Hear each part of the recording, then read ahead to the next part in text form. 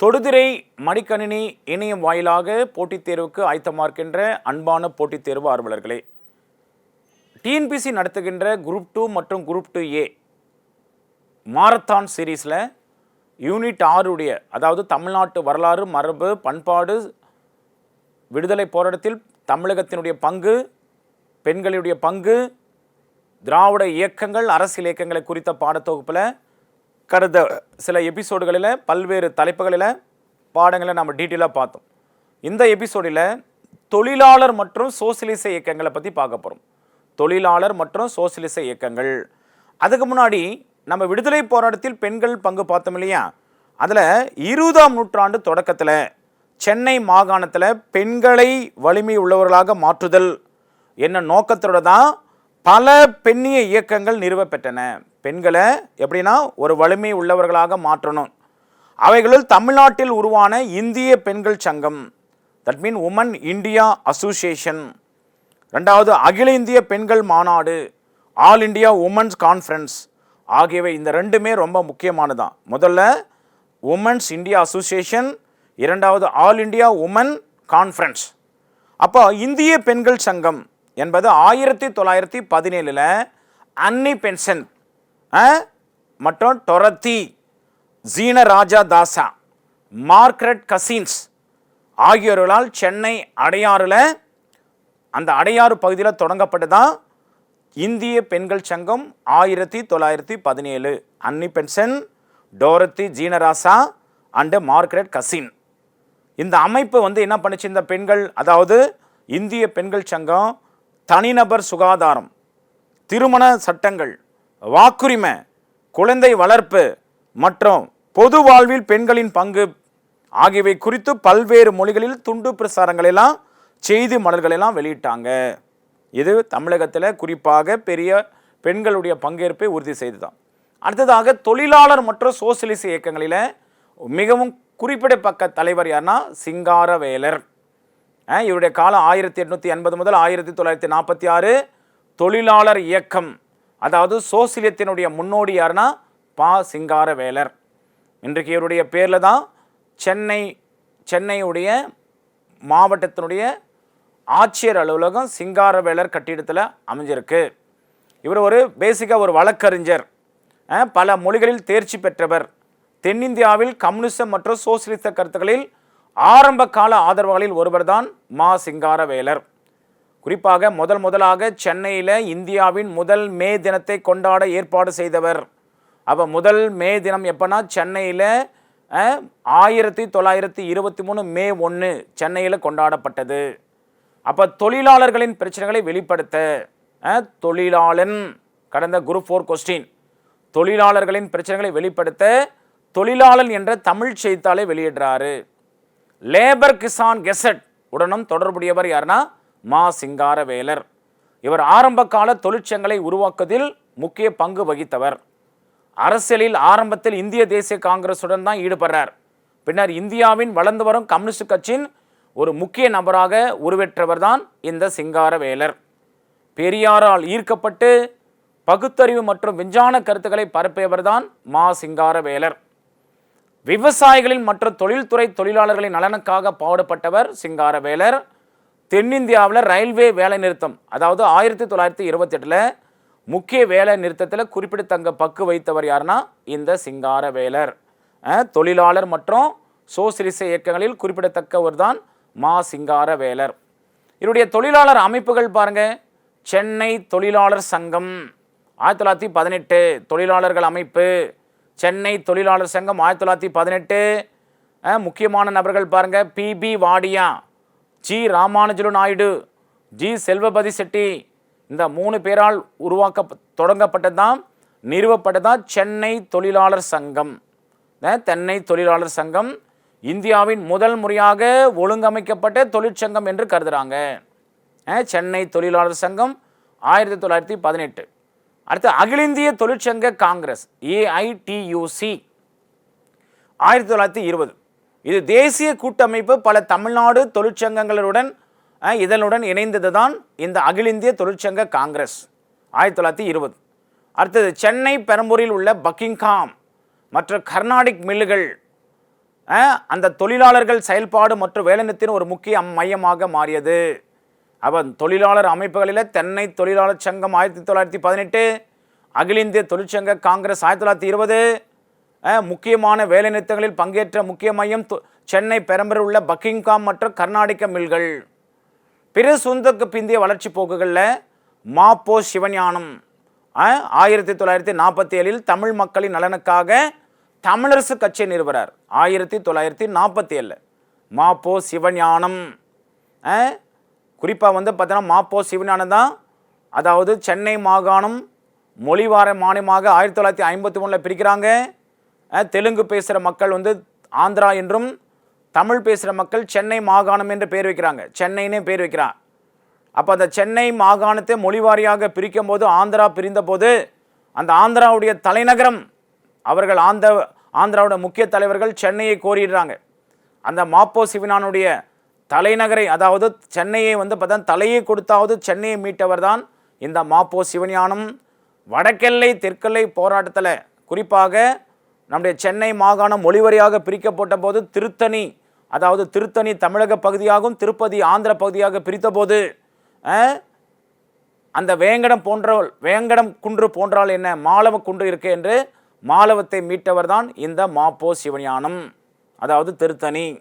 ரெண்டாவது பிரகாசம் குழு 1948 தமிழ்நாட்டில் ஜமீன்தாரி முறையை ஒழிக்க பரிந்துரைத்தது தான் இந்த பிரகாசம். பிற்காலத்தில், அதாவது சென்னை மாகாணத்தை மொழிவாரியாக பிரித்த போது ஆந்திராவுடைய முதலமைச்சர் யாருன்னா பிரகாசம். அடுத்து பாருங்க, தமிழக அரசியல் கட்சிகளை தோற்றுவித்தவர்கள் மற்றும் உருவாக்கப்பட்ட ஆண்டு. இது ரொம்ப முக்கியமான ஒரு பகுதி. தமிழகத்தில் அரசியல் கட்சிகள் இன்னைக்கு காலந்தோறும் பல்வேறு அரசியல் கட்சிகள் இருந்தாலும் அந்த அரசியல் கட்சியுடைய வரலாறு தெரிஞ்சுக்கணும். ஏன்னா தமிழகத்தினுடைய அரசியல் மற்றும் சமூக இயக்கங்கள் முக்கியமான தலைப்பு. அதில் நீதி கட்சி, முதல்ல நீதி கட்சியை பொறுத்த வரையும் இது தென்னிந்திய நல உரிமை சங்கம் என்ற பேரில் தான் வைக்கிறாங்க. அப்போ தமிழகத்தில் இந்த அரசியல் கட்சிகளை பார்க்குவதற்கு முன்பாக திராவிட இயக்கத்தின் தோற்றத்தை பார்க்கணும். ஏன்னா சென்னை மாகாணத்தில் இந்த பிராமணர் அல்லாதவரின் தமிழ் அடையாளம், சமூக அரசியல் மற்றும் பொருளாதார நலன்களை பாதுகாப்பதற்காக ஒரு பிராமணர் அல்லாத குழுக்களால் தூங்கப்பட்டுதான் இந்த திராவிட இயக்கங்கள். பிராமணர் அல்லாதவர்களால் உருவாக்கம்தான் திராவிட இயக்கம். அப்போ திராவிடன் என்ற வார்த்தை இன்னைக்கு அதிகமான டிவிகளில் டிபேட் போயிட்டு இருக்கு இல்லையா? குறிப்பாக திராவிட நாடு பல. அப்போ அந்த திராவிடன் என்ற வார்த்தை அறிஞர்கள் மற்றும் தமிழ் அல்லாதோர், அறிஞர்களையும் தமிழ் அல்லாதவரும், அதே நேரத்தில் ஆரியர்கள் அல்லாத தமிழ் பேசுவரை அடையாளம் கண்டு கொள்ள பயன்படுத்துவது தான் திராவிடன். அப்போ இந்தியாவில் பிராமணர்கள் தங்களது பிறப்பின் அடிப்படையில் சிறந்த சமூக அந்தஸ்தை அனுபவிச்சாங்க, மேலும் மிக பெரும் சமூக முன்னுரிமை பெற்றிருந்தாங்க. அதனால தான் வர்ணாசிரமம், கடவுளுக்கு அடுத்தபடியாக பிராமணர்கள் இல்லையா? 1901 1911 வரையிலான 10 ஆண்டுகளில் சென்னை பல்கலைக்கழகத்தில் பட்டப்படிப்பு முடித்தவர்கள் அன்றைய காலகட்டத்தில் பிராமணர் எண்ணிக்கை 4074, அதே பிராமணர் அல்லாதவர் எண்ணிக்கை 1035 இருந்தது. அப்போ இதில் 1909 தான் பிராமணர் அல்லாதவர் மாணவர்களுக்காக உதவி செய்வதற்காக மதராஸ் பிராமணர் அல்லாதவர் சங்கம் என்ற அமைப்பு உருவாக்கப்பட்டது. 1912 டாக்டர் சி நடேசனார் என்ற மருத்துவர் தான் மதராஸ் ஐக்கிய கழகம் என்ன அமைப்பை உருவாக்குறார். மதராஸ் ஐக்கிய கழகம் பின்னாடி தான் இது மதராஸ் திராவிட சங்கம் என்று மாறிய பின் திராவிடர்களின் மேம்பாட்டிற்காக உதவிகளை செய்தது. அடுத்தது தென்னிந்திய நல உரிமை கழகம். இந்த தென்னிந்திய நல உரிமை கழகம் என்னன்னா, முதல் உலகப் போர் நடந்து கொண்டிருந்த நிலையில் ஆங்கில அரசாங்கம் போருக்கு பின்னர் இந்தியாவின் பிரதிநிதித்துவ அமைப்புகளை அறிமுகம் செய்வது குறித்து பரிசீலனை செய்ததாம். அப்போ அந்த பரிசீலனை செய்து கொண்டிருந்த போது அப்படிப்பட்ட அரசியல் சீர்திருத்தங்களை பிராமணருடைய அரசியல் அதிகாரம் மேலும் வலுவடை செய்யும் என அஞ்சிய கல்வி கற்ற பிராமணர் அல்லாதவர்கள் தங்களை அரசியல் ரீதியாக அணிதிரட்டி கொள்ள முடிவு செய்து உருவாக்கப்பட்டதான் 1916 November 27 doctor Natesanar, sir P T. Thyagarayar, T M. Nair மற்றும் அலிமேலு மங்கை தயாரம்மாள் உட்பட்ட 30க்கு முக்கிய பிராமணர் அல்லாத தலைவர்கள் தான் இந்த தென்னிந்திய நல உரிமை சங்கத்தை, that mean south Indian liberal ஃபெடரேஷனை உருவாக்குறாங்க. இது 1916 டிசம்பரில் விக்டோரியா பொது அரங்கில் நடைபெற்ற கூட்டம் ஒன்றில் பிராமணர் அல்லாதோர் அறிக்கையை வெளியிடுறாங்க. பிராமணர் அல்லாதோர் மேனிஃபெஸ்டோன்னு சொல்லுவாங்க, மேனிஃபெஸ்டோ அதை வெளியிடுறாங்க. அப்போது தமிழகத்தில் முக்கியமாக இந்த தென்னிந்திய நல உரிமை கழகம் தான் பின்னாடி என்னாக மாறுது, நீதி கட்சியாக. இந்த நீதி கட்சி உருவாகுது 1916-17களில். இதை உருவாக்கியவர்கள் தான் டி.எம். நாயர், தியாகராய செட்டியார். அப்போது அடுத்தது அந்த நீதி கட்சி தமிழகத்தில் 1920 முதல் 1927 வரை ஆட்சி செய்கிறாங்க. குறிப்பாக நீதி கட்சிக்கு ஒரு தலைவரும் 4 துணைத் தலைவர்கள், ஒரு பொதுச் செயலாளர் என்ற ஒரு பொதுச் செயலாளர், ஒரு பொருளாளர். முதல்ல ஒரு தலைவர், 4 துணைத் தலைவர், ஒரு பொதுச் செயலாளர், ஒரு பொருளாளர். அப்போ 25 உறுப்பினர்கள் கொண்ட செயற்குழு கட்சியின் கொள்கை முடிவுகளை செயல்படுத்தியதற்காக. அப்போ இந்த 1920 இந்த நீதி கட்சி என்ன பண்ணுதுன்னா, நீதி கட்சி ஐரோப்பாவில் இருக்கிற கட்சி போல அதை சீரமைத்து கட்சி கொறடா, தட் மீன் பார்ட்டி விப் என்ற புதிய கட்சி உருவாக்கி நீதி கட்சியானது 1920 முதல் 1937 வரை, அதாவது 1920 முதல் 37 வரை 17 ஆண்டுகளில் 13 ஆண்டு காலம் நீதி கட்சி தமிழகத்தில் அரசியல் கட்சிகளை ஆட்சி அமைத்து பல்வேறு சாதனைகளை இந்த நீதி கட்சி தமிழகத்தின் மக்களுக்கு, குறிப்பாக தென்னிந்திய நல உரிமைக்களமாக இருந்த நீதி கட்சி சென்னை மாகாணத்தில் பல்வேறு சாதனைகளை புரிந்தது. அதில் தான் முதலாவது ஜீவோ ஆர்டர், அரசாணை 1921, இரண்டாவது 1922, மூன்றாவது 1927. அதே மாதிரி குறிப்பாக பார்த்தோன்னா பட்டியலிடப்பட்ட வகுப்பினருக்கான சிறப்பு சலுகை, குறிப்பாக அண்ணாமலை பல்கலைக்கழகம், ஆந்திரா பல்கலைக்கழகம், கோயில் சொத்துக்களை பராமரிக்கான சட்டம், தமிழ்நாடு அரசு தேர்வாணையம் போன்ற பல்வேறு சாதனைகளை பெற்றதான் நீதி கட்சியினுடைய வரலாறு. அப்போ முதலாக நீதி கட்சி எப்போ அரசு அமைக்கிறாங்கன்னா, சென்னை சட்டமன்றத்தில் 120 உறுப்பினர்களை இருந்துக்கிறாங்க. அந்த 98 பேர் 61 தொகுதியிலிருந்து தேர்ந்தெடுக்கிறாங்க. அதை தான் நீதி கட்சியினுடைய முதல் ஆட்சி 1920. அப்போ நீதி கட்சி 1920 முதல் 37 வரை ஆட்சி செய்கிறாங்க. 37 நீதி கட்சி செல்வாக்கு இழக்குது. அப்போ நீதி கட்சி செல்வாக்கு இழந்த போது தான் தந்தை பெரியார் அந்த நீதி கட்சியினுடைய தலைவராக, குறிப்பாக பெல்லாரி சிறையில் இந்திய எதிர்ப்பு போராட்டத்தில் கைது செய்யப்பட்டு சிறை சென்ற தந்தை பெரியார் நீதி கட்சியின் தலைவராகிறார். அந்த நீதி கட்சியை தான் ஒரு காலத்தில் இயக்கமாக நடத்தி இந்த நீதி கட்சியை 1944 சேலம் மாநாட்டத்தில் தந்தை பெரியார் அவர்கள் திராவிடர் கழகமாக மாற்றுறாங்க. இது 2வது வரலாறு. நீதி கட்சி 1916-17. அதுக்கு முன்னாடி நீதி கட்சிக்கு பேருனா தென்னிந்திய நல உரிமை கழகம், அதுதான் நீதி கட்சியாக மாறுது. திராவிடர் கழகம் 1944 தந்தை பெரியார். அடுத்து தமிழரசு கழகம் 1946 மாப்போ சிவஞானம், மயிலாப்பூர் பொன்னுசாமி சிவஞானம். அப்புறம் நீதி கட்சியில் திராவிட கழகம். அந்த திராவிட கழகத்தில் தான் தந்தை பெரியாரும் பேரறிஞர் அண்ணா. அப்போ தந்தை பெரியாருக்கும் பேரறிஞர் அண்ணாவுக்கும் கருத்து வேறுபாடுக்காக 1947 பெரியாரை விட்டு பேரறிஞர் அண்ணா வெளியே வந்துடுறாரு. அவர் செப்டம்பர் 17, 1949 தான் திராவிட முன்னேற்ற கழகம் CN அண்ணாதுரையால் உருவாக்கப்படுது. அதே மாதிரி தமிழ்நாடு உழைப்பாளர் கட்சி 1951 SS ராமசாமி படையாச்சால் உருவாக்கப்படுது. அடுத்து காமன்வெல்த் கட்சி 1951 MA மாணிக்கவேலு நாயக்கரால் உருவாக்கப்படுது. சுதந்திரா கட்சி, குறிப்பாக காங்கிரஸ் கட்சியினுடைய 2 முறை பிஃபோர் இண்டிபெண்டனுக்கு முன்னாடி காங்கிரஸ் கட்சியினுடைய முதல் அமைச்சர் யாருன்னா டாக்டர் ராஜகோபாலாச்சாரி. அவர் காங்கிரஸ் கட்சியிலிருந்து வெளியேறி 1959 சுதந்திரா கட்சி. அப்போ சுதந்திரா கட்சியை உருவாக்கியவர் 1959 ராஜாஜி மற்றும் NG ரங்கையா. அதே மாதிரி தமிழ் தேசிய கட்சி 1961 EVK சம்பத். அடுத்து பாருங்க, திராவிட முன்னேற்ற கழகத்தில் 1956 உறுப்பினராக சேர்ந்த எம்ஜி ராமச்சந்திரன் அவர்கள் கட்சியினுடைய கொள்கைக்கு எதிராக பேசினார் என்ற காரணத்துக்காக வெளியேற்றப்பட்டு அவர் 1972 அனைத்து இந்திய அண்ணா திராவிட முன்னேற்ற கழகம் எம்ஜி ராமச்சந்திரனால் படையமைக்கப்படுகிறது. 1972 விடுதலை சிறுத்தைகள், 1990களில் பாட்டாளி மக்கள் கட்சி, டாக்டர் ராமதாஸ், அதே மாதிரி மறுமலர்ச்சி திராவிட முன்னேற்ற கழகம் 1994 வை கோபாலசாமி, வைகோ.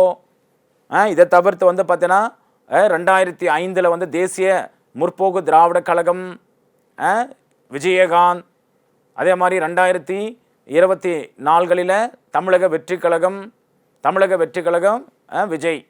அது மட்டும் இல்லாமல் தமிழக அரசியல் கட்சிகளில் அங்கீகரிக்கப்பட்ட அரசியல் கட்சிகள் 6 தான். தமிழ்நாட்டில் அங்கீகரிக்கப்பட்ட அரசியல் கட்சிகள் 6. அதில் ஒன்று வந்து பார்த்திங்கன்னா திராவிட முன்னேற்ற கழகம், 2வது அனைத்து இந்திய அண்ணா திராவிட முன்னேற்ற கழகம், 3வது வந்து இந்திய கம்யூனிஸ்ட் கட்சி, 4வது வந்து பார்த்திங்கன்னா தேசிய முற்போக்கு திராவிடர் கழகம், 5வது வந்து பார்த்திங்கன்னா 2024 மக்களவைத் தேர்தலில் 2 எம்பிகளை பெற்று புதிய சின்னத்தில் போட்டியிட்டு வெற்றி பெற்று அங்கீகரிக்கப்பட்ட கட்சி விடுதலை சிறுத்தைகள். அதே 2024 8% வாக்கெடுப்பு மக்களவைத் தேர்தலில் 8% வாக்களிப்பை பெற்று நாம் தமிழருடைய கட்சியும் தமிழகத்தில் அங்கீகரிக்கப்பட்ட தேசிய கட்சிகள். அப்போது தமிழகத்தில் அங்கீகரிக்கப்பட்ட மாநில கட்சிகள் 6. 1 திராவிட முன்னேற்ற கழகம், 2வது அனைத்து இந்திய அண்ணா திராவிட முன்னேற்ற கழகம், 3வது இந்திய கம்யூனிஸ்ட் கட்சி, 4வது தேசிய முற்போக்கு திராவிட கழகம், 5வது விடுதலை சிறுத்தைகள், 6வது நாம் தமிழர். அடுத்ததாக பாருங்க, நீதி கட்சியும் தமிழ்நாட்டில் திராவிட இயக்கத்தின் பரிணாம வளர்ச்சியும். அப்போ தென்னிந்திய நல உரிமை சங்கம், சவுத் இந்தியன் லிபரல் ஃபெடரேஷன், இது வந்து நவம்பர் 20 1976 1916 அன்று சென்னையில் உள்ள விக்டோரியா நினைவு மண்டபத்தில் நடைபெற்ற கூட்டத்தில் முறையாக தொடங்கப்பட்டு நீதி கட்சியின் பிறப்பாக கருதப்படுறாங்க. அப்போ தென்னிந்திய மக்கள் சங்கம், சவுத் இந்தியன் லிபரல் ஃபெடரேஷன் சற்று முன்னதாக அக்டோபர் நவம்பர் 1916 முதலாக செய்தித்தாள்களை வெளியிடுவதற்கும் பிராமணன் அல்லாதவரின் கருத்துக்களை பரப்பதற்கும் உருவாக்கப்பட்டது. அதில் முக்கியமாக 3 செய்தித்தாள்களை வெளியிட்டாங்க. தமிழில் திராவிடன், ஆங்கிலத்தில் ஜஸ்டிஸ், தெலுங்கில் ஆந்திர பிரகாசிக்கா. பின்னாடி வந்து தென்னிந்திய விடுதலை கூட்டமைப்பு புகழ்பெற்ற நீதி கட்சி ஆகுது. அந்த நீதி கட்சி என்ற பெயர் ஆங்கில இதழான நீதி என்ற அடிப்படையில் பெயரிடப்பட்டது. இவர்களின் ஓயாத முயற்சியால் பிராமணர் அல்லாதவர்களுக்கான மாகாண சட்டமன்ற தேர்தலில் இடஒதுக்கீடை பெற்று தந்தவர்கள் நீதி கட்சியே. அப்போ நிறுவனர் மற்றும் முக்கிய தலைவர்கள் யாருன்னா, இந்த நீதி கட்சியுடைய அமைப்பு ஒரு தலைவர், 4 துணைத் தலைவர், ஒரு பொதுச் செயலாளர், ஒரு பொருளாளர், 25 உறுப்பினர்களை கொண்டதாக இருக்கணும். அப்போ டாக்டர் TM நாயர் ஒரு மருத்துவர், சக்தி வாய்ந்த சொற்பொழிவாளர் மற்றும் முக்கிய சித்தாந்தவாதி. 2வது சர்பி தியாகராஜ செட்டி ஒரு பணக்கார தொழிலதிபர் மற்றும் செல்வாக்கு மிக்க அரசியல் பிரமுகர். 3வது நடேச முதலியார் பிராமணர் அல்லாத மாணவர் மற்ற இளைஞர்களை அணிதிரட்டுவதில் முக்கிய பங்காற்றியவர். மெட்ராஸ் திராவிடன் அசோசியேஷன் மற்றும் பிராமணர் அல்லாதவர் மாணவர் விடுதியெல்லாம் நிறுவியவர் தான் இந்த நடேச முதலியார். அடுத்த சவுத் இந்தியன் லிபரேஷன் ஃபெடரேஷன், அதனுடைய ஆங்கில தினசரி செய்தித்தாளான ஜஸ்டிஸ் பிரபலமாக நீதி கட்சி என்று அறிகிறாங்க. இதனுடைய முதல் மாநாடு கோயம்புத்தூரில் நடைபெறுது. மாநாட்டில் குறிப்பிட்ட பக்க இடம் விவாதத்துக்குரியது. ஆனால் முக்கியமான கூட்டங்கள் மற்றும் அமைப்பு நடவடிக்கைகள் சென்னையில் நடந்தன. கோயம்புத்தூரில் பின்னர் முக்கிய மாநாடு நடத்துகிறாங்க. செய்தித்தாள் ஜஸ்டிஸ் ஆங்கில தினசரி, திராவிடன் தமிழ் தினசரி, குறிப்பாக வந்து பக்தவச்சலம் பிள்ளையால் தொடங்கப்பட்டது. ஆந்திர பிரதேசிகா, இது வந்து AC பார்த்தசாஜி நாயுடால் தொகுக்கப்பட்டது. ஜஸ்டிஸ் ஆங்கில தினசரி, திராவிடன் தமிழ் தினசரி, பக்தவச்சலம் பிள்ளையால் தொடங்கப்பட்டு ஆந்திர பிரகாசிகா, இது வந்து தெலுங்கு தினசரி, பார்த்தசாரதி நாயுடுவால் தொகுக்கப்பட்டதாம். அப்போ அந்த நீதி கட்சி ஆட்சியில் 1920 முதல் 37 மாண்டேகு செம்ஸ்போர்ட் சீர்திருத்தங்கள், இந்திய அரசு சட்டம், அதாவது 1919 இரட்டை ஆட்சி விரிவுபடுத்தப்பட்டு வாக்காளர் தொகுதியும் அறிமுகப்படுத்தியதாம். இது நீதி கட்சி சட்டமன்ற அரசியலில் நுழைய ஒரு வாய்ப்பை வழங்கியது. அப்போ காங்கிரஸ் வந்து 1920 தேர்தல்களை புறக்கணித்தது. ஏன்னா ஆரம்ப காலத்தில் காங்கிரஸ் கட்சியை சார்ந்தவர்கள் பிராமணர்கள். அதனால் தமிழர்களில் குறிப்பாக தமிழ்நாட்டில் ஆங்கிலேயர்கள், அதாவது தமிழகத்தில் பிராமணர்களுக்கு எதிரான இயக்கத்தினால காங்கிரஸ் கட்சி தன்னுடைய அந்த நீதி கட்சி செல்வாக்கு இழந்த பிறகு தான் அரசியல் பிரச்சாரம் செய்கிறாங்க. அப்போ காங்கிரஸ் 1920 தேர்தல்களை புறக்கணிக்குதான். அடுத்ததாக புதிய சீர்திருத்தத்தின் கீழே 1920 நடைபெற்ற முதல் தேர்தல்களில் நீதி கட்சி குறிப்பிடத்தக்க பெரும்பான்மை பெற்றது. அப்போ சென்னை சட்டமன்ற குழுவில் 96 தேர்ந்தெடுக்கப்பட்ட இடங்களில் 63 இடங்களை நீதி கட்சி பெற்று அவர்கள் அமைச்சரவை அமைக்கிறாங்க. இது ஒரு காங்கிரஸ் அல்லாத பிராந்திய ரீதியாக கவனம் செலுத்திய கட்சி. ஒரு பெரிய இந்திய மாகாணத்தில் ஆட்சிக்கு வந்தது முதல் முறையா. அப்போ முதல் அமைச்சர் யாருன்னா சுப்பராயலு ரெட்டியார். அவர் தான் முதலமைச்சர் 1920. முதல்ல 1920 20 to 23 வரை ஆட்சி செய்கிறார்.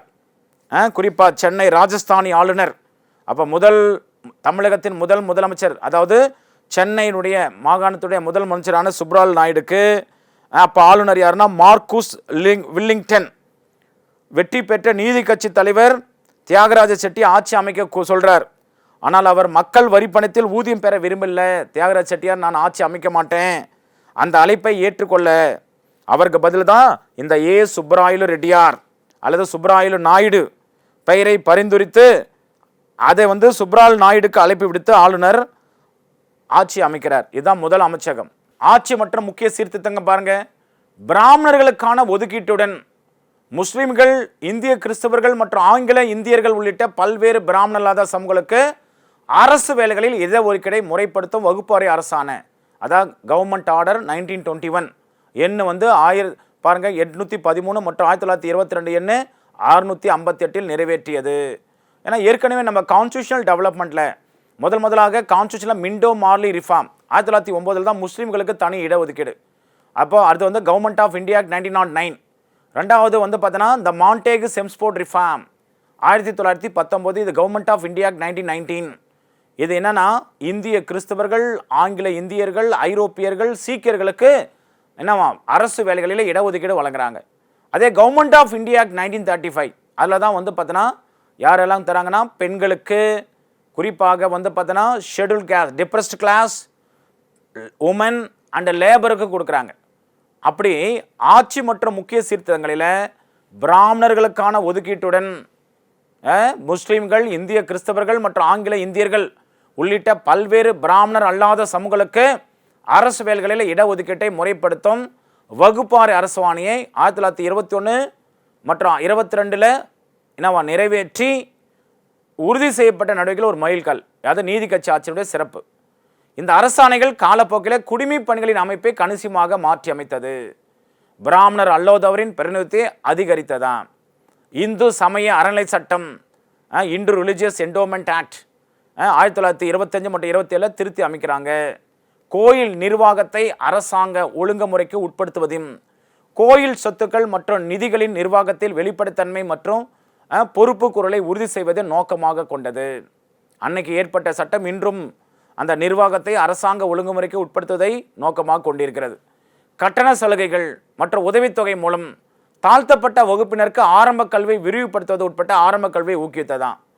பெண்களுக்கான கல்வியை ஊக்குவித்து சில ஆதாரங்கள் ஆரம்ப பள்ளி மட்டத்திலே நடவடிக்கைகளை அறிமுகப்படுத்தாக கூறுறாங்க. ஆந்திரா பல்கலைக்கழகம் 1925, அண்ணாமலை பல்கலைக்கழகம் 1929 உருவாக்கிய பெருமை நீதி கட்சியை சாரும். நீதி கட்சியின் சாதனையாக நம்ம சொல்லலாம். அது மட்டும் இல்லை, அரசு சேவைகளுக்கான நியாயமான ஆட்சேர்ப்பு உறுதி செய்வதற்காக 1924 பணியாளர் தேர்வாரத்தை, தட் மீன்ஸ் ஸ்டாஃப் செலெக்ஷன் போர்டை பின்னாடி தான் 1929 மெட்ராஸ் பப்ளிக் சர்வீஸ் கமிஷனாக மாறியது. அப்போ இந்தியாவில் முதல் பப்ளிக் சர்வீஸ் கமிஷன் இந்த மெட்ராஸ் பப்ளிக் சர்வீஸ் கமிஷன் தான். பிராமணர் அல்லோதரின் பிரதிநிதித்துவத்தை உறுதி செய்வதற்காக மாவட்ட முன்சிபுகளை நியமிக்கும் அதிகாரத்தை உயர் நீதிமன்றங்களுக்கு அரசாங்கம் எடுத்து சொன்னதான்.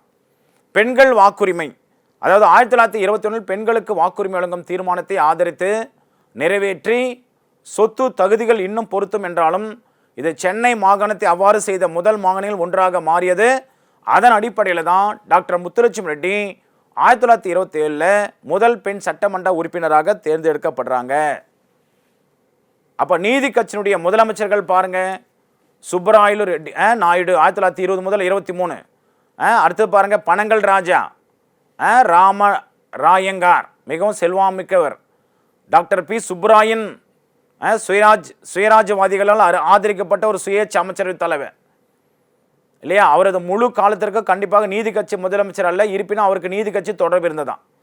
அப்போ அதான் முதலாவது சுப்ராயலு, பனகல் ராஜா, டாக்டர் பி சுப்பராயன், அதுக்கப்புறம் தொடர்ந்தா முனுசாமி நாயுடு, அப்புறம் பொம்பிலி ராஜா, அப்புறம் பிடி ராஜன், அப்புறம் ராவ் பகதூர் சார், டி பன்னீர்செல்வம், அந்த ஆளுநரின் செயற்குழு உறுப்பினராக பணியாற்றியவர், ஒரு சக்தி வாய்ந்த பதவி.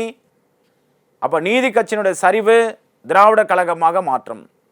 குறிப்பாக ராஜாஜின் தலைமையில் காங்கிரஸ் இந்திய அரசு சட்டம் 1935 கீழே நடைபெற்ற 1937 தேர்தலில் பெரும் வெற்றியை பெற்றது முதல் முறையாக காங்கிரஸ். அப்போ நீதி கட்சி படுதோல்வி அடையுது. தீவிர சுயமரியாதை இயக்கத்தை 1925 நிறுவிய ஈவி ராமசாமி பெரியார் இந்திய எதிர்ப்பு போராட்டங்கள் தனது பங்கிற்காக சிறையில் இருந்தபோது, குறிப்பாக பெல்லாரி சிறை, டிசம்பர் 1938 நீதி கட்சியின் தலைவராக தேர்ந்தெடுக்கிறாங்க. அவர் 1939 பின்னர் தொடர்ந்து திராவிட நாடு மாநாட்டை ஏற்பாடு செய்கிறாரு. இந்தியாவிலிருந்து பிரிந்து திராவிட மக்களுக்கான ஒரு தனி மற்றும் சுதந்திரமான திராவிட நாடு, அதாவது திராவிடஸ்தானை கோரிக்கை வைக்கிறாரு. ஆகஸ்ட் 27, 1947 அன்று சேலத்தில் பெரியார் தலைமையில் நடைபெற்ற நீதி கட்சியினுடைய ஒரு சிறப்பு மாகாண மாநாட்டில் ஒரு வரலாற்று தீர்மானத்தை நிறைவேற்றுறாங்க. அந்த வரலாற்று தீர்மானத்தில் தான் நீதி கட்சி திராவிட கழகம் என பெயர் மாற்றப்பட்டது. ஆகஸ்ட் 27, 1944. பின்னாடி திராவிட கழகம் பின்னர் 1949 பெரியாரிடமிருந்து பிரிந்து சென்ற CN அண்ணாதுரையால் உருவாக்கப்பட்ட திராவிட முன்னேற்ற கழகத்திற்கு, அதாவது போன்ற திராவிட அரசியல் கட்சிகளுக்கு கருத்தியல் தாய் அமைப்பாக மாறியது. திராவிட நாடு இதழ் உண்மையில் முன்னதாக அண்ணாதுரையால் தொடங்கப்பட்டதா. அப்போ நீதி கட்சி 1920 முதல் 37 வரை ஆட்சி செய்கிறாங்க. அதுக்கப்புறம் 1937 முதல் 1944 வரையும், அதில் 37 to 39 தமிழகத்தினுடைய முதல் காங்கிரஸ் பிஃபோர் இண்டிபெண்டன்ட். அப்போ முதலமைச்சருக்கு அப்போ பிரீமியர்னு பேர். 37 to 39 தமிழகத்தினுடைய முதலமைச்சராக இருந்தவர் தான், அதாவது சென்னை மாகாணத்தில் முதலமைச்சர் இருந்தவர் தான் ராஜகோபால் ஆச்சாரி. அப்போ 37 to 39, 39 to 44 என்னன்னா கவர்னர் ரூல், தமிழகத்தில் கவர்னர் ரூல். அப்போ 44க்கு அப்புறம் பார்த்தீங்கன்னா குறிப்பாக பிரகாசம், டி பிரகாசம் இருக்கிறார் சென்னை மாகாணத்தில். பிரகாசுக்கு அப்புறம் தான் ஓமந்தூர் ராமசாமி ரெட்டியார். அப்போ இந்தியா விடுதலை அடைந்த போது, இந்தியா சுதந்திரம் அடைந்த போது தமிழகத்தினுடைய முதலமைச்சர் யாருன்னு கேட்டால் யார்? ஓமந்தூர் ராமசாமி ரெட்டியார். அவருக்கு அடுத்தபடியாக தான் ஓமந்தூராருக்கு அப்புறம் தான் குமாரசாமி ராஜா வரார். குமாரசாமி ராஜாவுக்கு அப்புறம் தான் யார் வர்றாருன்னா மீண்டும் 1951-52 ராஜாஜி வரார். ராஜாஜிக்கு அடுத்து தான் காமராஜர் வரார். காமராஜருக்கு அடுத்து தான் பக்தவச்சலம் வரார். அப்போ அந்த பக்தவச்சலம் 1967 தான் தமிழகத்தில் கடைசியாக காங்கிரஸ் சார்பாக பதவி வகித்த முதலமைச்சர் ஆவார். அப்போது நீதி கட்சியின் சரிவு திராவிட கழகமாக மாற்றமடைது. அதில் பெரியார் ஈவிஏ ராமசாமி சுயமரியாதை இயக்கம். குறிப்பாக தந்தை பெரியார் செப்டம்பர் 17, 1879 அன்று தமிழ்நாட்டில் ஈரோட்டில் ஒரு வசதியான வணிக குடும்பத்தில் பிறக்கிறார். ஆரம்பத்தில் ஒரு வெற்றிகரமான தொழிலதிபராக இருக்கிறார். பெரிய வியாபாரம், சமூக பாகுபாடு மற்றும் மரபொழி மீதான அவரது ஆரம்ப கால அனுபவங்கள் அவரது கேள்வி கேட்கும் தன்மையை தூண்டுதான். ஈரோட்டில் உள்ள உள்ளூர் நகராட்சி அமைப்பில் குறிப்பாக 1917களில் ஈரோடு நகராட்சி தலைவர். அப்போ அந்த ஈரோடு நகராட்சி மட்டும் இல்லை,